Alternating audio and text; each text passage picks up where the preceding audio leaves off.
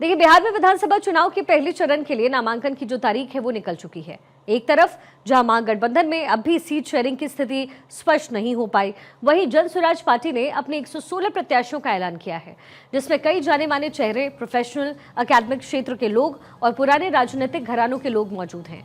इसके अलावा कई ऐसे भी चेहरे हैं जिन्हें पार्टी ने टिकट नहीं दिया। प्रशांत किशोर ने ऐसे चुन चुन करके प्रत्याशी उतारे जिन्हें जनता के सामने परिचय की जरूरत ही ना पड़े। इसके साथ ही उन्होंने जातिगत समीकरण का भी पूरा ध्यान रखा। 90% लोग जन स्वराज में वही लोग चुनाव लड़ेंगे जो जन स्वराज से पहले से जुड़े हैं, इसमें आवेदन दिया है, काम किया है, जन स्वराज की बात को घर घर पहुंचाने में हमारे साथ कंधा लगाया है। दूसरी बात मैंने कही कि जो लोग जन स्वराज से चुनाव लड़ेंगे उसमें से ज्यादातर लोग ऐसे होंगे जो पहले जीवन में कभी चुनाव नहीं लड़े हैं। जो सूची जारी हुई है जन स्वराज की, उसको आप देख लीजिए। जन स्वराज का कहना है कि वो राजनीति में नए और हाई प्रोफाइल चेहरों को लाना चाहती है। 116 उम्मीदवारों में से 31 ईबीसी समाज से, 21 ओबीसी और 21 अल्पसंख्यक समाज से होंगे।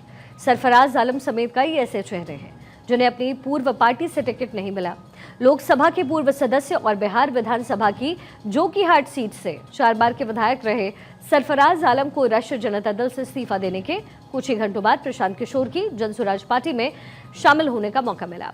आलम सीमांचल क्षेत्र के दिवंगत आरजेडी नेता तस्लीमुद्दीन के बेटे हैं। अंचल में जो नेतृत्व है मुसलमानों का, वो सीमांचल के मुसलमानों का होना चाहिए। हैदराबाद से आकर किसी को सीमांचल में नेतृत्व करने की जरूरत नहीं है।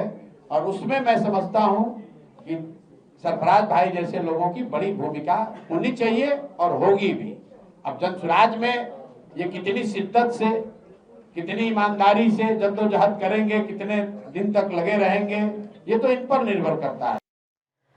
अब ऐसे में ये माना जा रहा है कि प्रशांत किशोर की एंट्री ने बिहार के चुनाव को और ज्यादा दिलचस्प बनाया, क्योंकि जो लोग बड़ी पार्टियों से उम्मीद लगा करके चुनाव में उतरने की तैयारी कर रहे थे लेकिन टिकट न मिलने से निराशा हाथ लगी, उन लोगों के लिए जन स्वराज पार्टी किसी उम्मीद से कम नहीं है।